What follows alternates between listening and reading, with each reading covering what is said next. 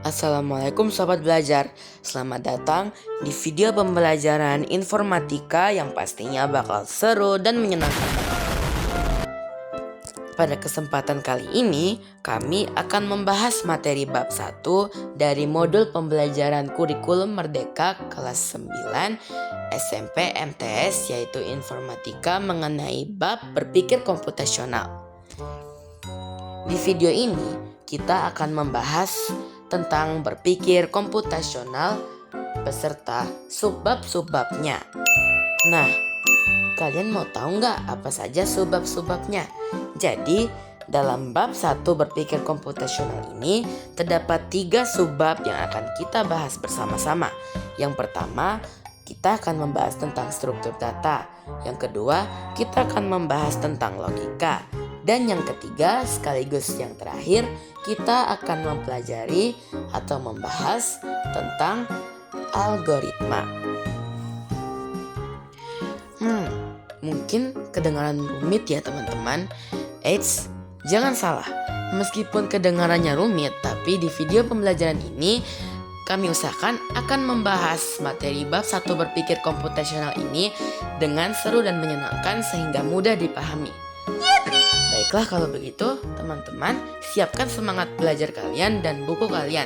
Kalian mungkin membutuhkan buku untuk mencatat beberapa hal-hal penting yang mungkin akan kami jelaskan di video pembelajaran kali ini. Tapi sebelum kita mulai, kita akan perkenalan dulu.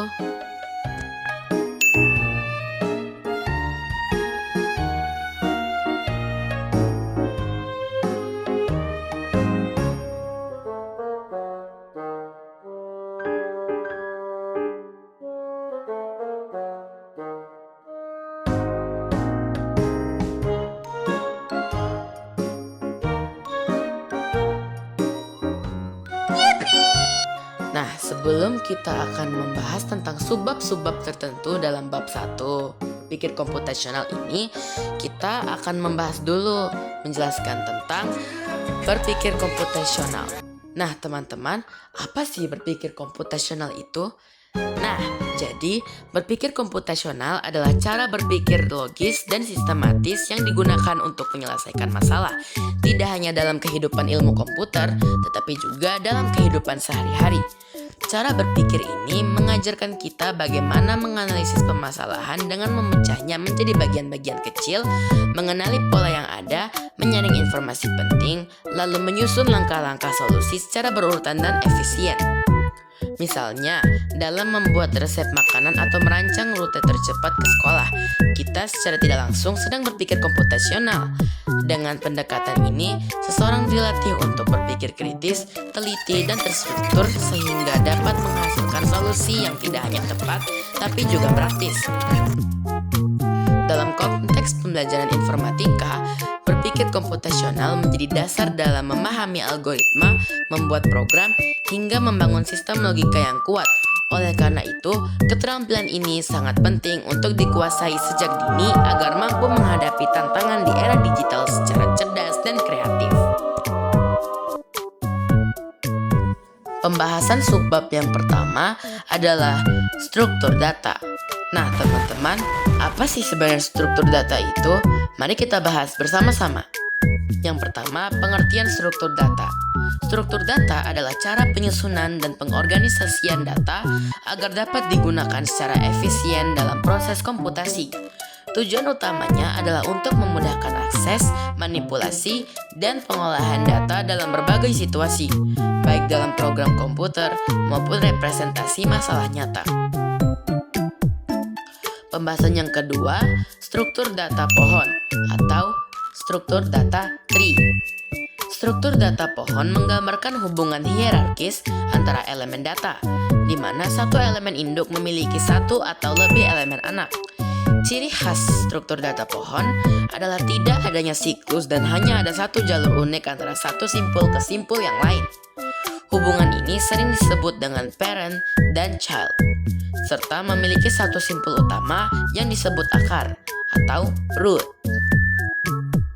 Pembahasan yang ketiga, ciri-ciri struktur data pohon.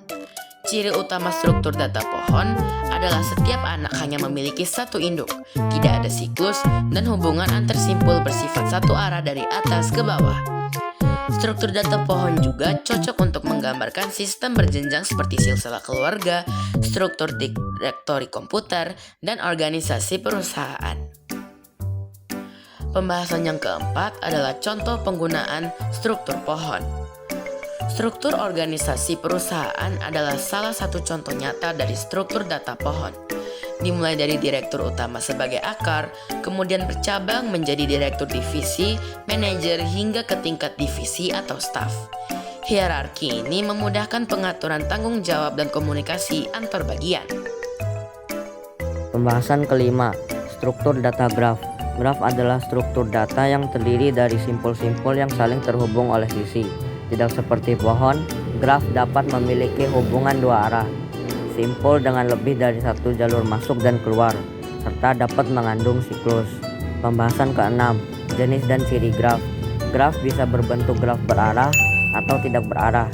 Dalam graf berarah, hubungan antar simpul memiliki arah tertentu, misalnya dari kota A ke kota B. Graf tidak berarah memiliki hubungan timbal balik. Graf dapat mewakili hubungan kompleks antar elemen tanpa struktur hierarki. Pembahasan ketujuh, contoh penggunaan struktur graf. Contoh penggunaan graf dalam kehidupan nyata antara lain peta jalur kereta api, jaringan jalan antar kota, atau jaringan komputer. Misalnya, simpul pada graf dapat mewakili kota dan sisi-sisinya, mewakili jalur transportasi. Graf digunakan untuk menganalisis keterhubungan dan efisiensi rute. Pembahasan ke-8, perbedaan pohon dan graf. Perbedaan utama antara pohon dan graf adalah arah dan siklus. Pohon tidak memiliki siklus dan hanya memiliki satu arah hubungan dari induk ke anak, sedangkan graf bisa memiliki dua arah dan mengandung siklus. Selain itu, semua pohon adalah graf, tetapi tidak semua graf adalah pohon. Lanjut ke subbab yang kedua, yaitu ekspresi dan operasi logika. Ekspresi dan operasi logika merupakan bagian penting dalam proses komputasi yang melibatkan pengolahan data berdasarkan nilai benar, true atau salah, false. Nilai-nilai ini dikenal sebagai Boolean, dinamai dari ilmuwan George Boole. Dalam konteks ini, ekspresi logika digunakan untuk menentukan hasil dari suatu pernyataan berdasarkan kondisi tertentu, seperti apakah dua nilai sama atau tidak, atau apakah salah satu dari dua kondisi benar. Operasi logika melibatkan operator seperti AND, OR, NOT, dan XOR. Operator AND hanya menghasilkan nilai benar jika kedua operan bernilai benar. Operator OR menghasilkan nilai benar jika salah satu atau kedua operan bernilai benar. Operator NOT membalikkan nilai dari operan. Jika operan bernilai benar, maka hasilnya salah, dan sebaliknya. Sementara itu, operator XOR dalam kurung eksklusif OR menghasilkan nilai benar hanya jika salah satu operan bernilai benar, tetapi tidak keduanya. Tabel kebenaran digunakan untuk menunjukkan hasil dari kombinasi dua nilai boolean dalam berbagai operasi tersebut. Dalam kegiatan yang ditunjukkan, konsep logika ini diterapkan dalam bentuk permainan visual dengan warna kotak hitam dan putih sebagai representasi nilai boolean. Putih biasanya mewakili false, sedangkan hitam mewakili true. Siswa diajak untuk memahami pola dan kombinasi dari warna kotak sebagai bentuk hasil dari operasi logika. Misal, dua kotak hitam dijumlahkan menghasilkan putih dalam aturan tertentu, dan sebagainya. Proses ini mengajarkan bagaimana komputer melakukan pengambilan keputusan dan perhitungan logis dengan cara visual yang sederhana dan mudah dipahami oleh pelajar. Kombinasi warna pada kotak digunakan untuk memvisualisasikan hasil operasi logika dan mempermudah siswa dalam mengenali pola. Melalui latihan-latihan tersebut, siswa tidak hanya mempelajari konsep dasar logika boolean, tetapi juga mendapatkan pemahaman awal tentang bagaimana komputer berpikir dan membuat keputusan berdasarkan kondisi yang diberikan. Ini merupakan pengantar penting dalam pembelajaran informatika karena logika merupakan dasar dari seluruh program dan perangkat lunak komputer. Terakhir, subbab ketiga, algoritma. Algoritma adalah serangkaian langkah-langkah logis, sistematis, dan terstruktur yang disusun untuk menyelesaikan suatu masalah atau mencapai tujuan tertentu dengan cara yang efisien. Konsep ini sangat penting dalam dunia pemrograman dan komputasi. Namun, sebenarnya algoritma juga sering kita terapkan secara tidak sadar dalam kehidupan sehari-hari.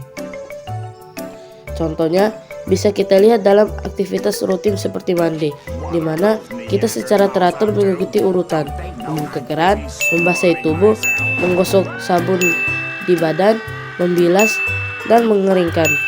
Begitu juga dalam kegiatan seperti bersepeda atau berenang.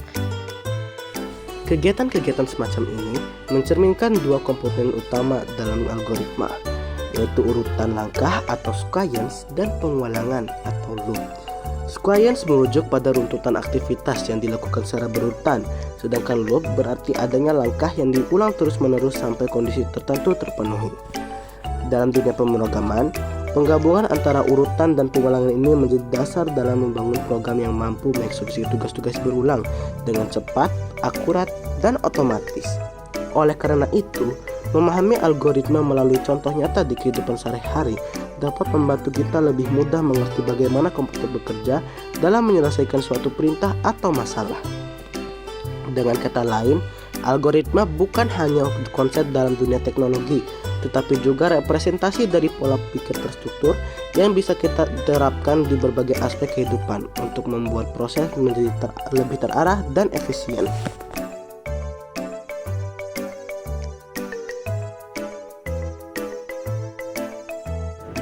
Soal pertama, perhatikan gambar berikut.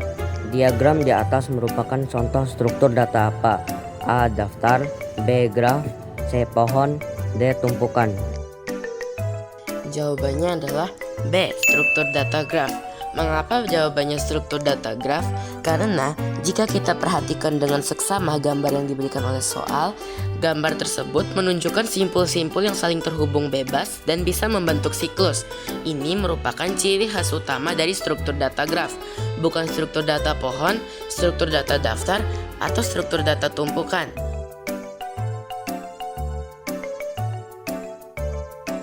Perhatikan gambar berikut. Jika kotak tersebut dikenai operasi NOT dengan petak hitam bernilai true dan kotak putih bernilai false, maka hasilnya adalah. Jadi di sini jawabannya adalah D. Soalnya NOT akan menjadikan nilai true menjadi false dan nilai false menjadi true. Jadi kita tinggal balik warna putih menjadi warna hitam dan warna hitam menjadi warna putih. Pertanyaan yang terakhir, saat mencari file yang terletak di dalam folder berlapis, perulangan yang dilakukan adalah titik-titik folder. A. Membuka, B. Memindah, C. Menghapus, atau D. Menyalin.